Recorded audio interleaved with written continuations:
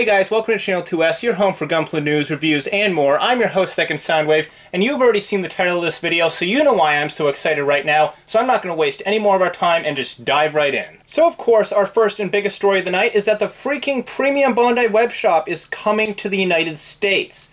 Now for those of you who aren't familiar with the premium Bandai web shop, or P-Bandai as it's often abbreviated to, basically, it is a web shop that's run by Bandai that used to be only available in 2 or 3 different countries in Asia. And what they would do with that store is they'd use it as a way to release kits that they would otherwise not be able to release at retail because they might think, you know, they wouldn't be able to sell enough copies of it, or it's just a very minor variant of something else. But more recently, they've been branching out the store to include some much heavier modifications and kits that are actually surprisingly popular. So finally, they've made the right choice and opened up the premium Bandai web shop to even more people. Now, of course, if you're living outside of the US, in, say, Europe, for example, you still won't be able to get stuff from them, unfortunately. However, this is still a step in the right direction. Now, if you go on their site right now, you will notice they don't actually have any Gunpla yet. However, they do have quite a few of the Gundam products made by Tamashii Nations. They have the Metal Build Gundam Astray Red Frame Kai. They have the Robot Tamashii GM Cannon, which has definitely caught my eye. That's a pretty cool looking figure. And they've also got a couple Metal Build upgrade sets as well, such as the extra cannons for the Gundam F91. And then I think they have some SH Monster Arts thing as well. And even if you're not really a Robot Tamashii collector or anything like that, or you're not normally into Tamashii Nation stuff, I still recommend, if you can, picking up something from the premium Bandai web shop for North America, because that's a great way to show support, and it shows that there's people here who are ready and willing to buy premium Bandai merchandise. And if nobody buys anything of what they have right now, they're probably not going to bring over any Gunpla.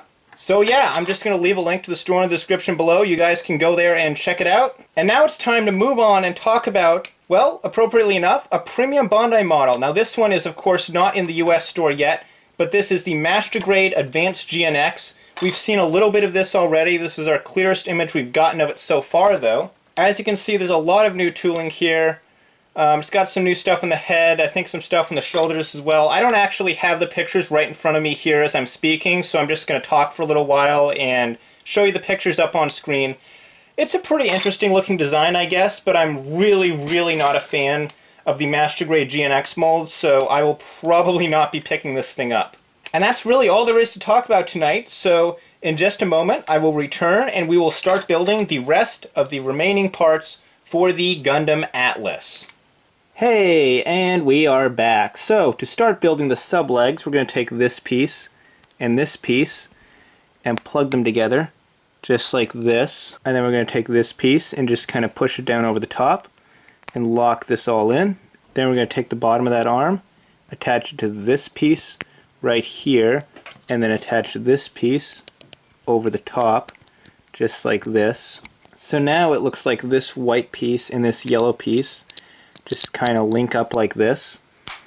Oh yep, they go together like that, very nicely, very tightly, and very securely. And then this section goes on top of here. Now you're going to take these two parts and plug them together just like this.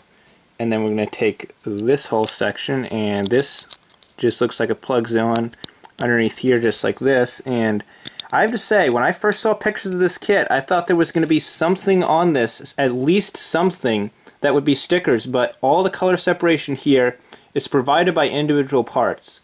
For a kit that uses as many stickers as it does in the torso, that's pretty damn impressive. Now we're going to take this little piece here, clip it on just like this, and then grab a little vernier and stick it over that. Now we take this part and do something very similar with these to what we did already. We're just going to push the white piece onto the yellow piece, and then we are going to take a black piece and push it in down here somewhere. It looks like it just goes in like this. Yes, it does. This piece gets that same little clip and thruster that the other part did.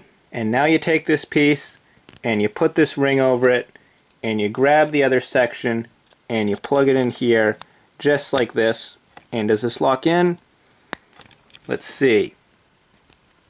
Yep, it's pretty tight. So once you have both of these skis built, you want to take the armature sections that were built earlier and plug them in right here, and then this looks like it just kind of wraps up like this.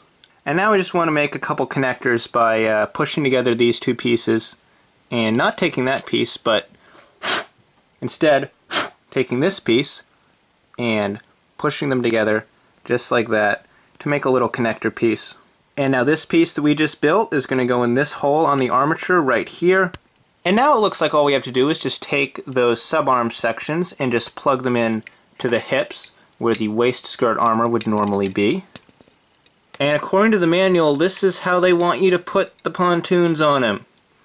Looks really stupid right now, but if you do a little bit of fiddling to the joints on the subarms, you can get him into his sky skiing mode. Is this stupid? Is this awesome? Answer, all of the above. And now that the Atlas Gundam himself is done, it's time to move on to his weapons. So, to make his giant railgun, we're going to start by putting these two pieces together. And then we're going to just take some railgun sections, and it looks like we're just going to start pegging these on. The other two then kind of just go over the side like this. It looks like they plug in up here, actually, and just kind of go in right there. And then on the other side, you do the same thing. You take the piece, you plug it in, and then finally, you take this piece and you plug it over the handle. Now there are two holes in this piece. I'm not exactly sure why, as it doesn't look like there's a way to move the handle back and forth. Maybe this is just a generic part they plan on reusing on other kits. I really don't know, but I do know that this is a very gaudy looking, but also pretty cool looking rifle that needs to be adjusted just a little bit. There we go. That's better. Now the shield is also very simple. It's just a matter of pushing these pieces down onto here, and you just do that 3 times. So there's one, and then this one goes here, plugs in just like that, and then 3 right here, plugs in just like that. And then you take this handlebar section and you just kind of plug it over here. It looks like it goes maybe this way, or there we go. It kind of goes over it like that, and it's got a interesting little look to it. And of course you can put his hand around there and have him hold it if you want to. And it says in the instruction manual that you're supposed to take this piece and kind of plug it onto his forearm when you put the shield in his hand. I'm guessing the shield probably goes like this. This piece kind of goes on his arm somewhere. Not going to try it out right now. That's something I'm going to save for the review tomorrow. And finally, the build for his 2 rifles is barely even a build. You're literally just doing this, snapping 2 pieces of plastic together to make a machine gun. And it's a pretty cool looking machine gun too. And then the rest of the stuff you build for this guy isn't really so much a build, it's just cutting out parts. So you cut out the beam saber blades, you cut out the stand connector, and then you build the hands exactly like you build the normal hands. There's nothing new to see there.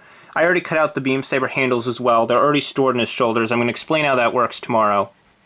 And finally, we are done.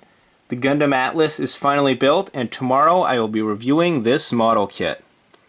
But this is where I'm going to have to end this tonight, so I'm going to leave you with a very hastily posed Atlas Gundam, and a reminder to, as always, leave a like if you enjoyed this video. If you're new to Channel 2S, I do all sorts of cool Gunpla stuff here, so subscribe if you want to see some more of that. And also, if you haven't already, hit the notification bell, because YouTube doesn't always believe you when you hit that subscribe button, and I also live stream on occasion, so of course you don't want to miss that. And as always, I'm Second Soundwave, and I'll see you next time.